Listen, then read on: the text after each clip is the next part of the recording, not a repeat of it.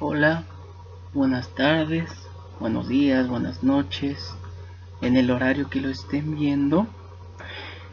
Nosotros somos la exposición 4 y nosotros vamos a exponer energía magnética, circuitos RL y generadores de corriente alterna.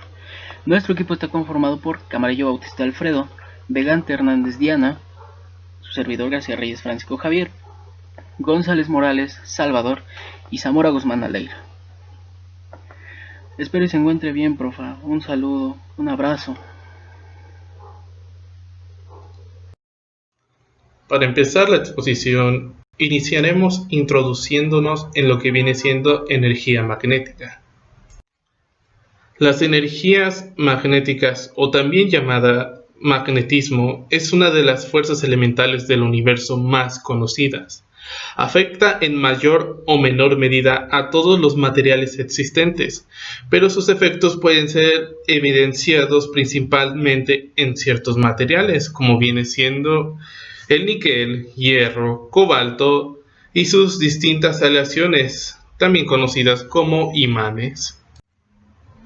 Esta energía se manifiesta en forma de campos magnéticos, capaces de generar fuerzas de atracción o de repulsión, dependiendo de la polaridad magnética de los elementos que interactúen. Polos iguales se repelen, polos opuestos se atraen. El primer estudio del magnetismo fue por el filósofo griego Tales de Mileto, entre los años 625 y 545 a.C.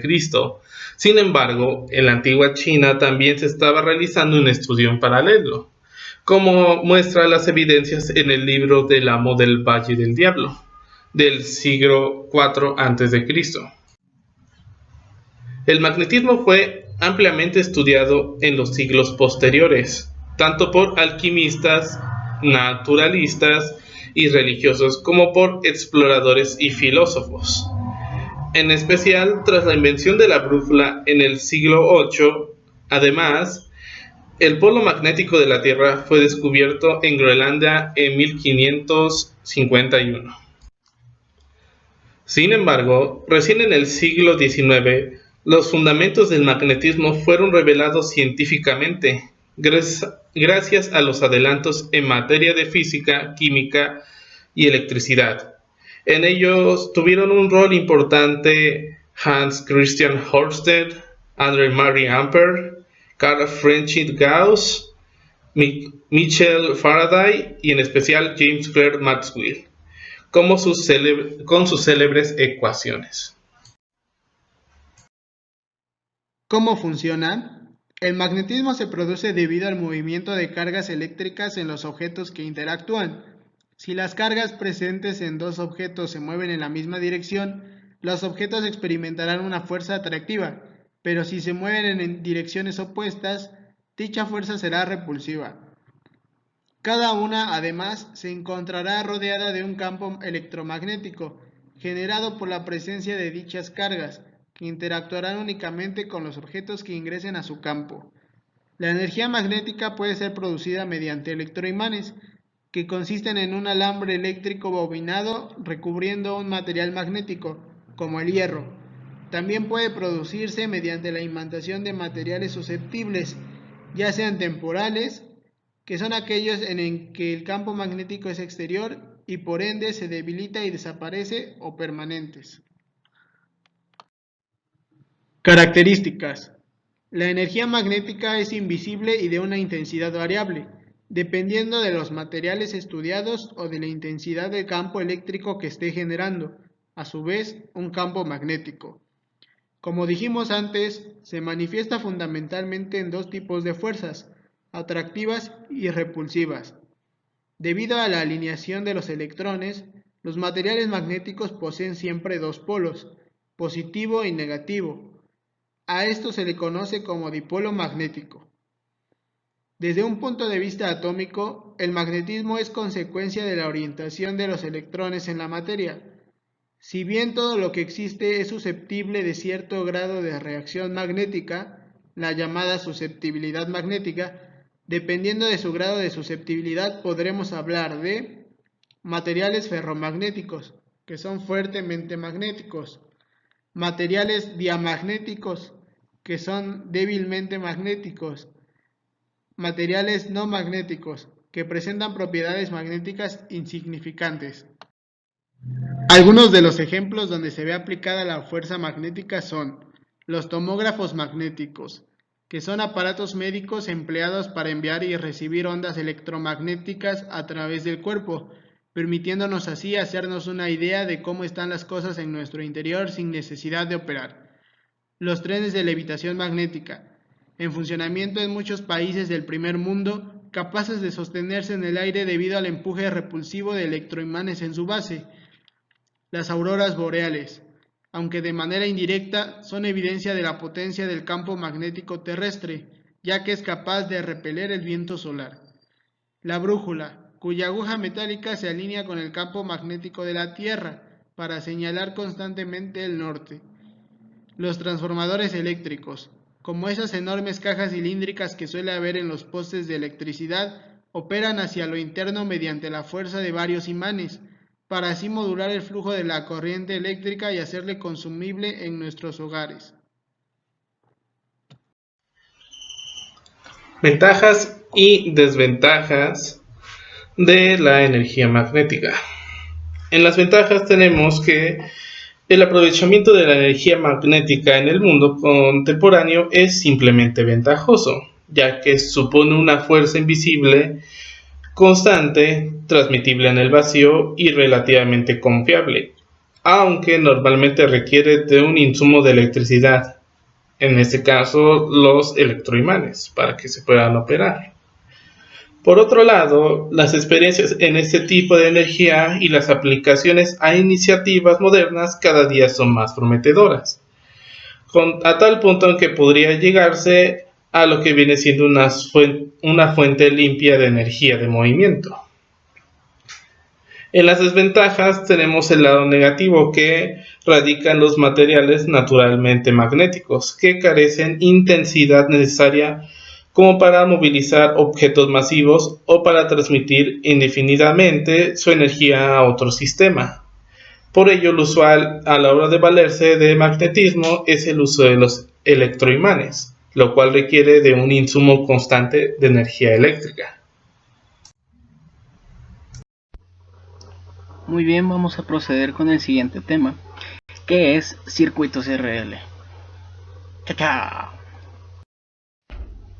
Muy bien, para empezar con este tema vamos a ver qué es un circuito RL. ¿Qué son los circuitos RL? ¿Por qué son circuitos RL? Muy bien, vamos a empezar con que este es un circuito eléctrico que está compuesto por un resistor y un inductor. El resistor, como lo conocemos, posee un símbolo que es la R, y como sabemos es un componente eléctrico que produce una caída de potencia entre dos puntos del circuito. Ahora, si pasamos al inductor, su símbolo es una L y es también un componente del circuito. Lo que hace es almacenar energía en forma de campo magnético. Ahora a medida que la corriente avanza por el circuito, ya saben, siempre en sentido de más a menos, el inductor se comienza a cargar y comienza a generar una corriente eléctrica en el sentido opuesto. Esto es ahora sí que es como una actuación de fuerza electromotriz inversa. En particular, en este tipo de circuitos, la energía es disipada por la resistencia, y lo que genera la bobina es que no existan cambios bruscos de corriente. ¿Cómo funcionan estos circuitos? Bien, el inductor en un circuito eléctrico va a provocar que el campo eléctrico que está inducido magnéticamente no sea conservativo. Esto lo podemos apreciar en la imagen superior izquierda. ¿Y qué quiere decir? Si nos asomamos en la imagen de abajo grande, quiere decir que nosotros, al conectar un circuito RL, la intensidad de corriente va a aumentar en función al inductor, y una mayor inductancia implica que la corriente aumente con mayor lentitud. Lo podemos apreciar en la gráfica, como les vuelvo a mencionar, en la línea roja, que es creciente. Sin en cambio hay una línea azul que es decreciente. Y es que al mismo tiempo que aumenta la corriente, la tasa de crecimiento va a decrecer. Esto es en función de la constante de tiempo. Y de ahí podemos obtener lo que es la fórmula que se encuentra de nuevo en el texto, que es la constante de tiempo para un circuito RL, que es T igual a L sobre R. Vamos a ver las fórmulas que se ocupan, las más esenciales en este tema. Aquí, por ejemplo, para un circuito resistor e inductor, si el inductor tiene una corriente inicial I sub 0, esta va a disminuir de forma exponencial de acuerdo a la ecuación I de t igual a I sub 0 por E a la menos R por T sobre L. Bien, ahora, en la siguiente, si I sub 0 va a ser la corriente al tiempo, o sea t igual a 0, a esto se le va a llamar respuesta natural del circuito. Aquí voy a hacer un pequeño paréntesis. Y es que la respuesta natural de un circuito es lo que hace el circuito cuando no está bajo influencias externas. Esto quiere decir que no hay energía, no entra energía. Esto es el comportamiento más básico del circuito. También, cuando lo colocamos en un circuito más grande, la respuesta natural juega un papel fundamental en el comportamiento general. Bueno, el siguiente es que la constante de tiempo para un circuito de RL es T igual a L sobre R. Y esto lo explicamos en la diapositiva anterior. Pero otro dato importante sobre esto es que la constante de tiempo es una medida de qué tan abrupta es la exponencial, y tiene unidades de segundos. Bien, vamos a ver cómo establecer la respuesta natural del circuito RL. Aquí, para lograr que el circuito RL haga algo, necesitamos que un ayudante externo le añada algo de energía y después este se aleje para observar qué ocurre. Si notamos en la imagen que está a nuestra derecha, en esa misma imagen del lado derecho podemos ver que tenemos un inductor y un resistor. Ahora, en el lado izquierdo de esa imagen podemos ver que tenemos a nuestro ayudante externo, que simplemente es una fuente de corriente I, un resistor R0 y un interruptor en posición cerrada. Bueno, luego de ver esto, vamos a enfocarnos en la imagen inferior izquierda, en donde vamos a suponer que el interruptor ha sido encerrado por un largo tiempo y que el trayecto cerrado, que está de color azul, nos muestra cómo fluye la corriente en este circuito. Y aquí viene una pregunta: ¿cómo sabemos que toda la corriente fluye por el inductor y no por los resistores? Bueno, esto nos lo puede garantizar la ecuación del inductor que está a nuestra derecha de esa imagen en el texto, que es B igual a L dI sobre dt. Entonces, aquí lo que nos garantiza esta ecuación es que la corriente que proviene de las fuentes es constante, o sea que no cambia con el tiempo. Bueno, entonces, recordando lo anterior, esto nos va a dar a entender que el cambio de la corriente con respecto al tiempo nos va a dar 0. Y a este valor, si lo sustituimos en la ecuación del inductor, vamos a obtener lo que es B igual a L por 0, y eso nos va a dar 0. Entonces el voltaje que pasa a través del inductor es 0, que por lo tanto va a ser en ambos resistores. Y añadí como punto importante que pues la ley de Ohm nos garantiza que la corriente de un resistor con 0 volts es igual a 0. Entonces, cuando la corriente que fluye por un inductor es constante, vamos a decir que el inductor se ve como un cortocircuito, pues entre sus terminales hay 0 voltios, justo como un cable. Procedemos a ver lo que son las condiciones iniciales a este. Ahora, de nuestro lado izquierdo se ve una imagen. Hay una corriente que fluye a través de nuestro inductor. Si ese interruptor lo abrimos al tiempo que va a ser 0 y determinamos las condiciones iniciales, este interruptor que fue abierto se desconecta al circuito auxiliar, que son las constantes I, R0 de la sección RL. Entonces ahora del lado circuito auxiliar la corriente I va a comenzar a fluir por R0. Esto también ahora lo podemos ver del lado derecho inferior en esa imagen, que el circuito auxiliar ha hecho su trabajo y ya no le vamos a prestar atención. Y del lado circuito RL, que es el de la derecha, la corriente que fluye sobre L inmediatamente va a doblar y va a comenzar a fluir por R. Se puede alcanzar a apreciar en esa imagen que está a la derecha inferior. Vamos ahora a deducir de manera formal la respuesta adaptora de un circuito RL. ¿Qué quiere decir? Que I y V, corriente y voltaje, que son como funciones de tiempo. Para lograr esto vamos a proceder a lo siguiente. Supongamos que una corriente inicial I sub 0 fluye por L. Vamos a modelar los dos componentes con sus ecuaciones. Para escribir al resistor vamos a usar la ley de Ohm. P sub R es igual a I por R.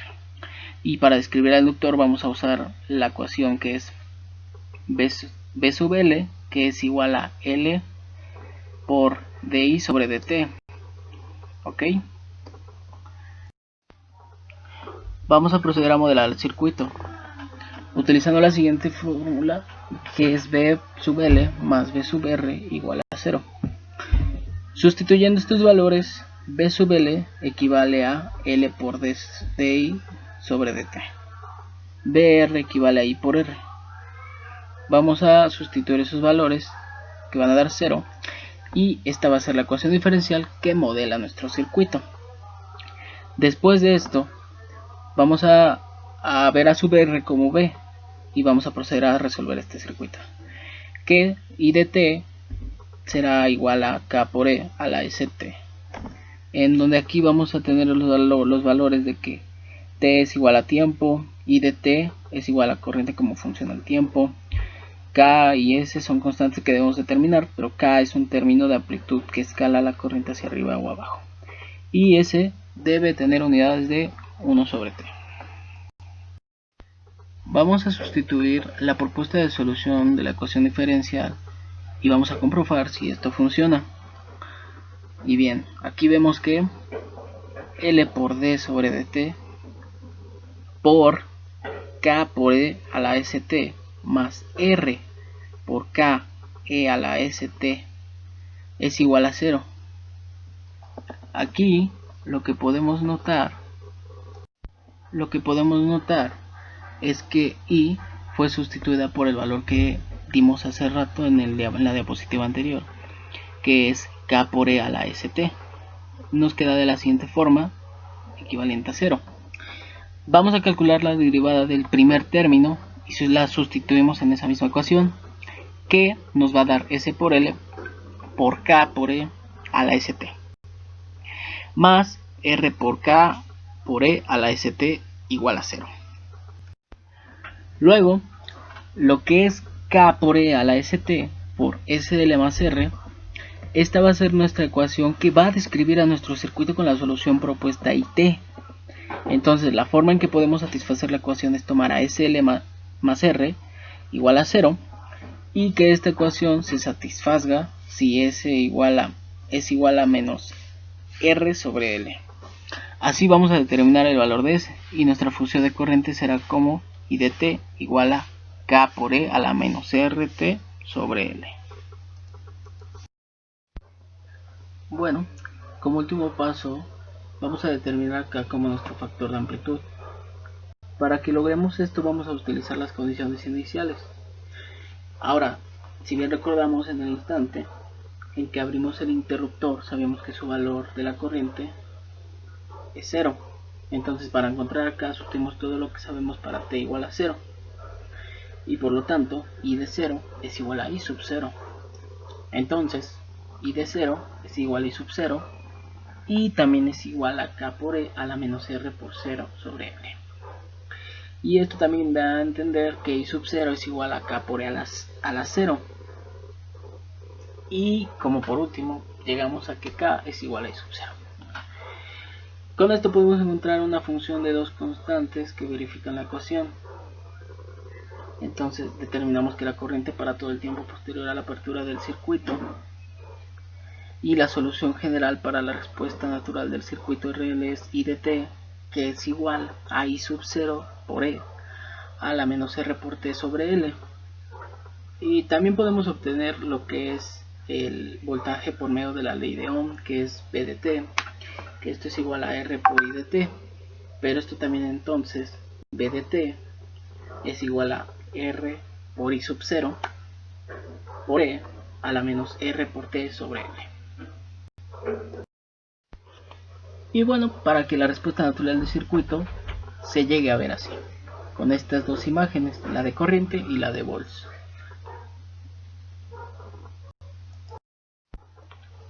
Ahora, estos circuitos RL se pueden ver de dos formas, en series o en paralelos. Vamos a ver ambos. Primero vamos a empezar con circuitos RL en serie. Ok, para empezar con los circuitos RL en serie, su concepto es simple. Se tiene una resistencia con una bobina conectados en serie. Y esto va a hacer que la corriente en ambos elementos sea el mismo. Ahora, si vemos la imagen del lado izquierdo, podemos ver que la tensión de la bobina está en fase con la corriente. Ojo, es corriente alterna. Entonces, esta que pasa por ella tiene sus valores máximos. Pero el voltaje en la bobina está adelantado a la corriente que pasa por ella en 90 grados. Entonces, el valor de la fuente de voltaje que alimenta este circuito está dado por estas fórmulas que se encuentran del lado derecho inferior de color amarillo, que son el voltaje total igual a la raíz cuadrada de voltaje por resistencia al cuadrado más voltaje por inductancia al cuadrado. También abajo tenemos lo que es ángulo. El ángulo total es igual a arco tangente por voltaje por corriente sobre voltaje por resistencia. Bueno, en la gráfica del lado izquierdo podemos notar que aquí en este circuito en serie se aprecia que el máximo voltaje es mayor que la máxima corriente. ¿Ok? Aquí también los valores se expresan en forma de magnitud. Un ejemplo, 47 sobre 30 grados. ¿Qué significa? Que de magnitud va a tener 47 y de ángulo va a tener 30 grados. Lo podemos apreciar en la imagen del lado derecho inferior. Muy bien. Por último, en los circuitos RL en serie se puede obtener la impedancia por la suma de la resistencia y la reactancia inductiva. Esto se puede obtener gracias a la fórmula del lado izquierdo, o se puede calcular gracias a la fórmula de la imagen del lado izquierdo. Y esta fórmula se obtiene de la siguiente forma. Para la magnitud de Z se dividen los valores Bs, valor total. Eso se va a dividir por la corriente. Y para obtener el ángulo de Z se va a restar el ángulo de la corriente del ángulo del voltaje. ¿Ok? Vamos a proceder a ver lo que son los circuitos RL en paralelo. Y aquí el concepto, lo único que cambia es que en los circuitos RL en serie lo que tenían similar era la corriente. Aquí lo que van a tener similar es el voltaje, tanto como la resistencia como la bobina o inductancia. ¿Ok? Bueno, ahora del lado izquierdo en la imagen, la corriente que pasa por la resistencia está en fase con el voltaje. Quiere decir que el valor máximo de voltaje coincide con lo que es el valor máximo también de la corriente en la resistencia. Y con esto podemos ver que el voltaje es igual a voltaje por resistencia o voltaje por inductancia. Ahora, para obtener la corriente total vamos a ayudarnos por la fórmula que se encuentra del lado derecho inferior de color amarillo, que es corriente total igual a corriente por resistencia al cuadrado más corriente por inductancia al cuadrado. Todo esto le vamos a sacar su raíz cuadrada. Ahora, para obtener el ángulo total de la corriente total, esto se va a hacer con arco tangente por menos corriente por inductancia sobre corriente por resistencia. De esta forma obtenemos el ángulo. Bueno, igual que en el circuito en serie, aquí tenemos una gráfica en la que nos demuestra ahora que la máxima corriente ahora supera al máximo voltaje. Esto cambia, es diferente. Bueno, ahora, aquí, recordando la imagen anterior del circuito aquí en paralelo, en la bobina, la corriente se atrasa por 90 grados con respecto al voltaje aplicado. Recordemos que en el circuito anterior era lo contrario, la corriente se adelanta 90 grados. Entonces aquí quiere decir que el valor máximo del voltaje ocurre 90 grados antes que el valor máximo de la corriente. Otro dato importante es que ahora la suma de las corrientes va a ser una suma de fasores, no va a ser una suma común. Aquí lo podemos ver del lado derecho inferior en la imagen que está al lado de la mía. Jeje. Y bueno, como en el circuito anterior en serie, aquí en el circuito RL en paralelo, también se puede obtener su impedancia con la fórmula del lado izquierdo, o también se puede calcular la fórmula con la imagen del lado izquierdo. Las dos son lo mismo. Ahora vamos a obtener vamos a ver cómo se obtiene la fórmula que está del lado izquierdo. Y es que para obtener la magnitud de la impedancia Z, se tiene que dividir lo que es el voltaje total, o Vs, entre la magnitud de IT, o más bien corriente total. Entonces sería V sobre I. ¿Ok? Y para obtener el ángulo de Z, de la impedancia Z, se va a restar el ángulo de la corriente del ángulo del voltaje. Lo podemos ver en una pequeña formulita que puse entre paréntesis del lado derecho al final de las letras doradas, que es ángulo igual a ángulo 1 menos ángulo 2. Ok, y bueno, con esto vamos a concluir el tema de circuitos RL. Vamos a seguir con nuestro siguiente tema. Dale, Diana. Continuamos con los generadores de corriente alterna. ¿Qué es? Pues el generador de corriente alterna es un dispositivo que convierte la energía mecánica en energía eléctrica, y denominamos corriente alterna a la corriente eléctrica en la que la magnitud y la dirección varían cíclicamente.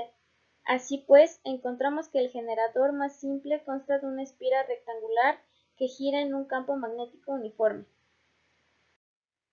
¿Cómo se descubrió?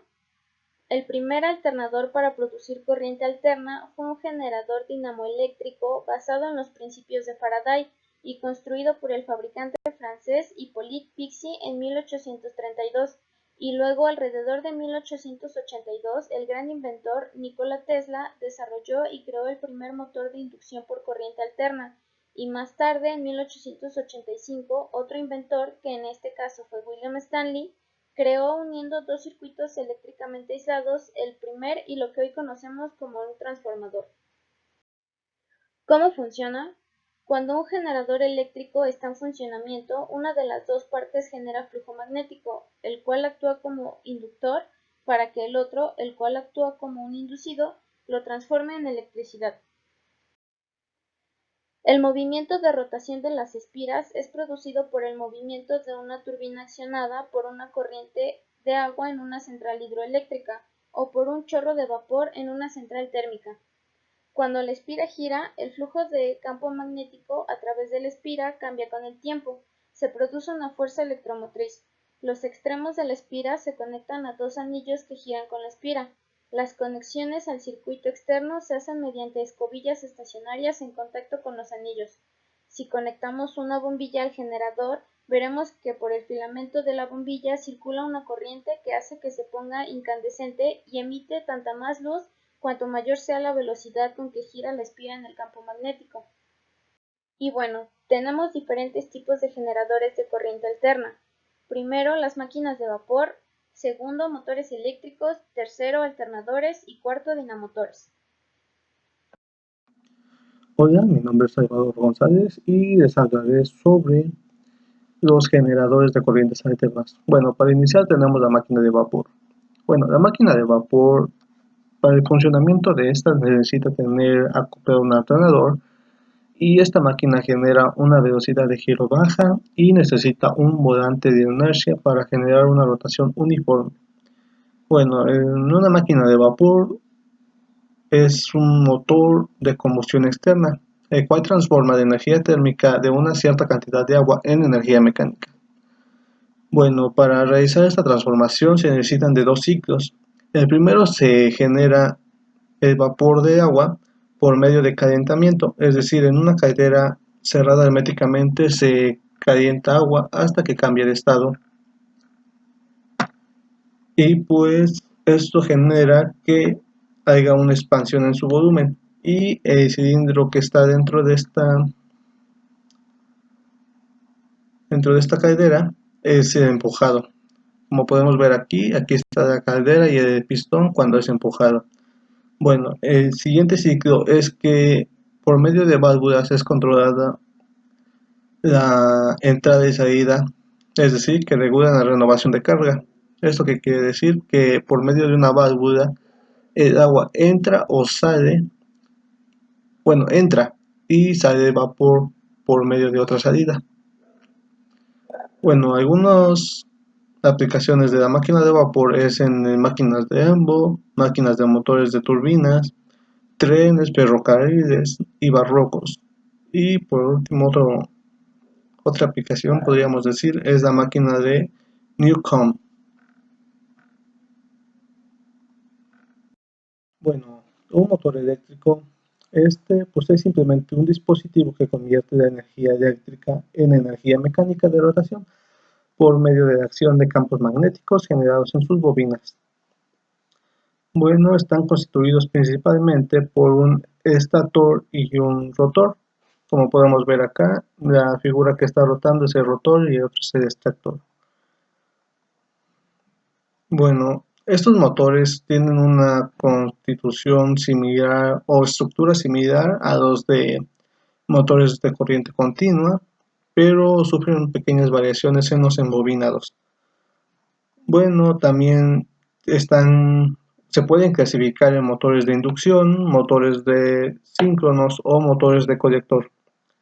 Entre estos tres tipos, los más utilizados son los motores de inducción, ya que su armadura es de placas de metal magnetizable y el sentido alterno de circulación de la corriente en espiras del extractor se genera en un campo magnético giratorio que arrastra las placas de metal magnetizable y las hace girar.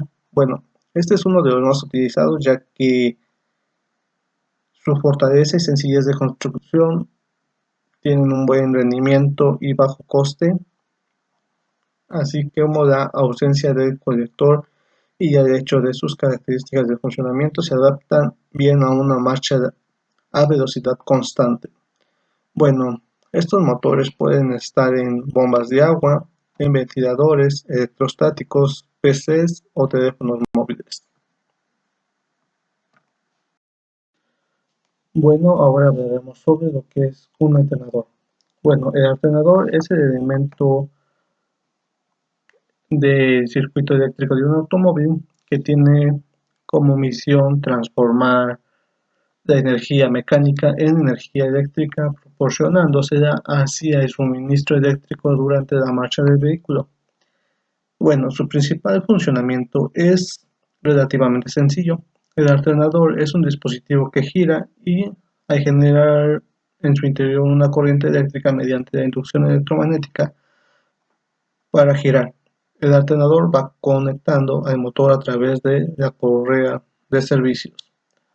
Bueno, los principales componentes del alternador son una polea, un rotor inductor, un regulador, el cual su misión es controlar la tensión máxima de salida del alternador que no sufra variaciones ni picos, y por otro lado también es regular el amperaje que recibe la batería cuando está cuando está cargándose. Bueno, es decir que la función del regulador es que por medio de señales verifica que la salida sea la correcta tanto como en corriente como en voltaje, ya que se está cargando la batería, está funcionando el automóvil. Cuando se está cargando la batería para que esto no sufra un sobrecalentamiento y pueda pueda dejar de funcionar correctamente. Bueno, también tenemos un extractor y un puente rectificador de iodos. Como podemos ver en la imagen, está cada una de sus piezas en el GIF y tenemos la polea, el soporte, el rotor y los demás componentes.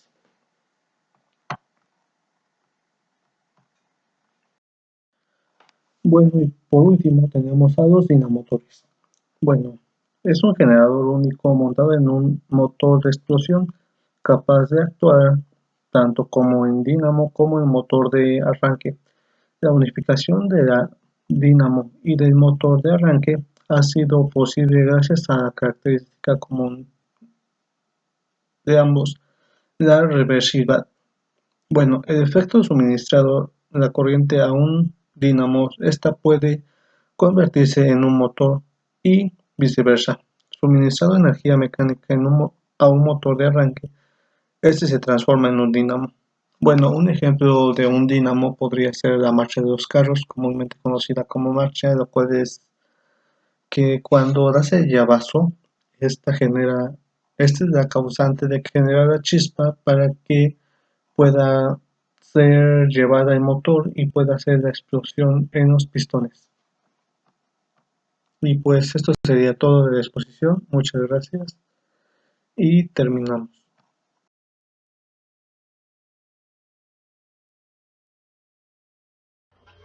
Bueno, profesora, muchísimas gracias por su tiempo y por la dedicación que le dio ahorita para poder escuchar nuestra exposición.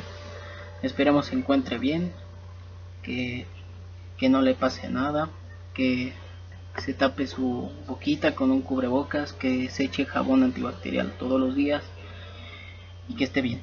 Cuídese, la quiero mucho, es mi crush. Bye.